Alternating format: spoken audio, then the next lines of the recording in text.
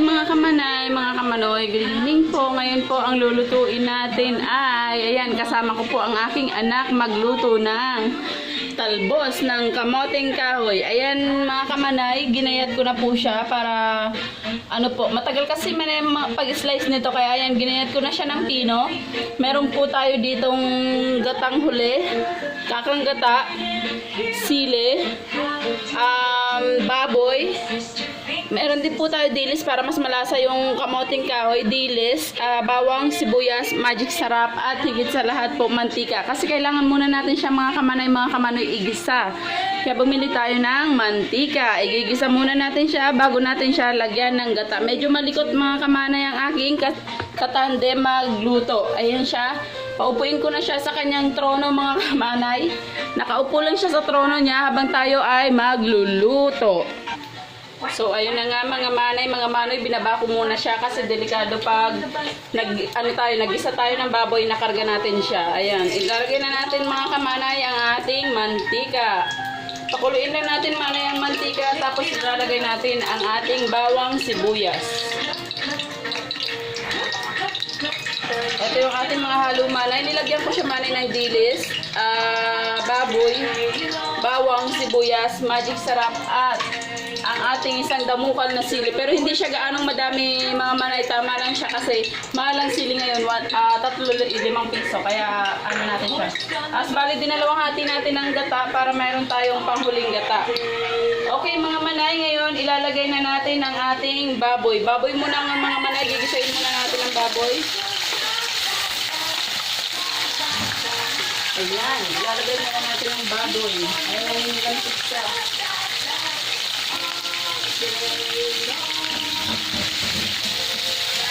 Tapos, i-ano lang natin siya mga manay.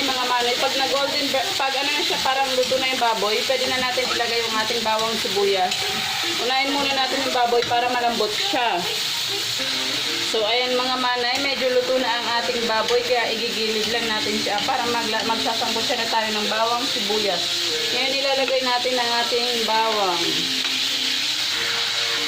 Sangkutin lang natin siya ng konti mga manay, mga manoy. Susunod na natin ang ating sibuyas.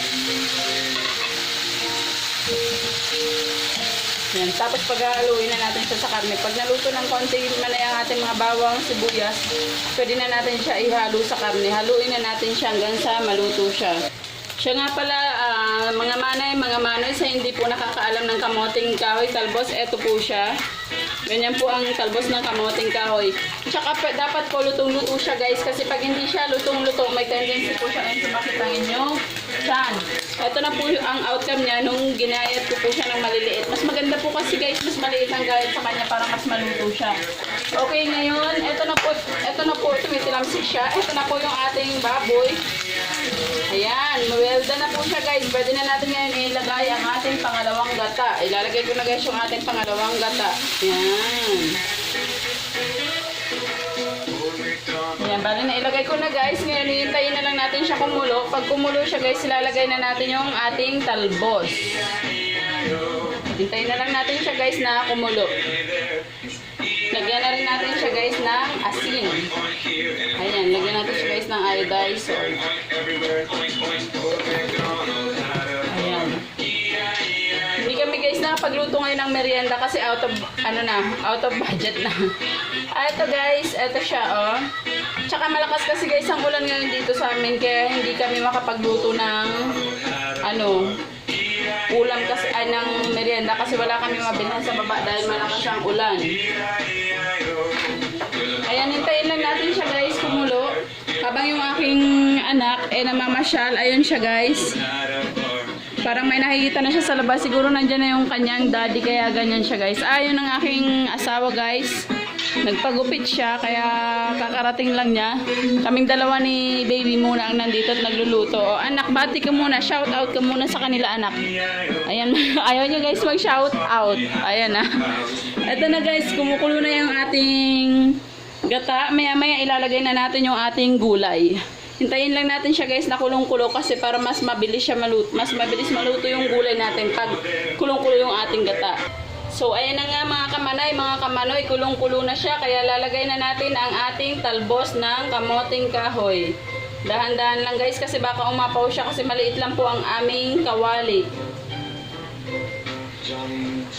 Hindi po kasi kami nagkakawali ng malaki kasi dadalawa lang kami mag-asawa. Ngayon pa yung asawa ko nagda-diet so ako lang ang kumakain kaya ang niluluto ko para sa akin lang. Pero minsan pag hanggang bukas na kaya yan dinadamihan na namin siya. Ayan guys, pero alam nyo guys, ang kamoting kahoy kahit sobrang dami niya, kagaya nito sobrang dami niya guys. Pero pag naluto yan guys, huhupa yan, napaka-konti na lang. Parang laing din kasi siya guys, ganun talaga yata pag mga dahon, ang bilis mahupa. Ayan, tingnan nyo guys, unti-unti na siyang kumukonti. Hanggang sa mamaya matitira dyan, konti na lang talaga. Silalagay na natin guys maya-maya yung ating sili. Kasi yung sili guys, mas gusto ko yung hindi siya lutong-luto. Kasi pag lutong-luto talagang maanghang ng sobra. Yan, ilaho ko na rin guys yung ating magic sili. Alam mo sa amin sa Bicol guys, kinukuha lang to niyan sa tabi-tabi. Pero dito guys, napakamahal ng sili. Tatlong peraso, 5 piso na kaagad. Kaya dito sa Maynila, diet muna tayo sa sili. Tsaka na tayo magbobongga ng sili pag nakauwi na tayo sa probinsya. Dito diet muna ng sili dahil medyo may kamahalan siya guys. Medyo hindi nakakatuwa ang presyo ng sili dito. Ayan, hintayin lang natin siya guys na maluto bago natin ilalagay ang ating kakanggata. Ayan na nga siya mga manay, mga manoy. Tuyo na po siya ngayon. Kaya ngayon po ilalagay na natin ang ating kakanggata. Ito. Ilalagay na natin siya mga manay, mga manoy para hindi matuyo ng husto yung ating gulay. Ayan, kakanggata. Tapos hintayin na lang natin siya mga manay, mga manoy na maluto. Haluin lang natin siya ng konting oras tapos hintayin natin siyang maluto. Ilalagay na rin natin mga manay, mga manoy ang ating magic sarap. Yan. Haluin lang natin ang konti mga manay, mga manoy. Ayan. Habang hinihintay natin siya mga manay, mga manoy, ang anak ko kasi mga manay, ayun, seryoso siya. Medyo inuubo na siya mga manay, kaya shout out ka muna sa mga manay, mga manoy natin. Dali. Hello po mga manay, mga manoy. Watch niyo po ang YouTube ni Kyler at ni Mami. Dali na. Shout out ka na. Ayan. Mahihain siya guys. Busy siya manood ng pambata. David Ava. Gustong-gusto niya kasi yan guys. Pero mas okay na yun guys. Abang nanonood siya para nakakapagawa tayo ng ating niluluto. Pero mamaya pag inatake na naman niya ng kanyang kakulitan, as usual, ganoon na naman siya. Puro pasaway na naman siya. Ayan. Kaya ngayon lulubos-lubosin natin habang nakakapagluto pa tayo. Ayan mga manay, mga manoy, luto na ang ating... Ayan, nagmamantika siya guys, oh. Mga manay, mga manoy, luto na ang aming pinaghirapan ni Baby Kyler na ginataang talbos ng kamoting kahoy.